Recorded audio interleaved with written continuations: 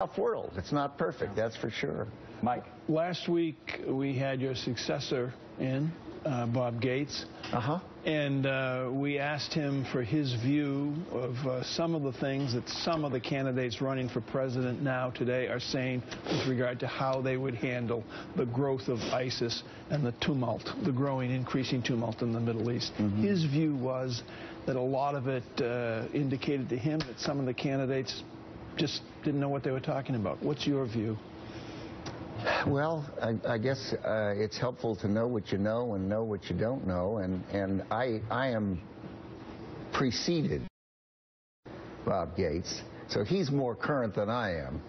But he was talking about, specifically, I asked him about Ted Cruz's idea of carpet bombing ISIS into oblivion. He said, well, that's just foolish.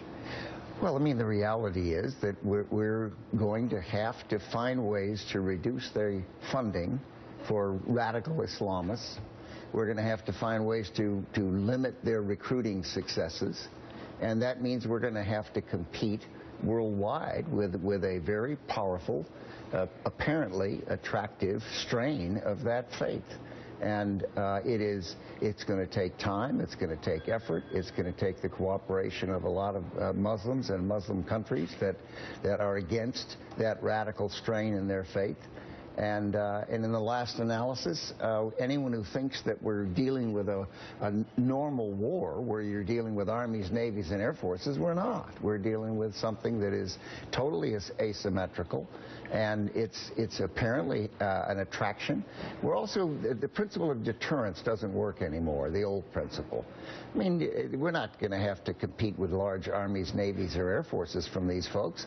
They're not dumb. The cost-benefit ratio for them is you could spend hundreds of millions of dollars building a generator plant, and they could blow it up with a few $100s. Yeah. They're perfectly willing to die. And we're used to dealing with enemies and opponents that are protecting real estate and protecting their lives.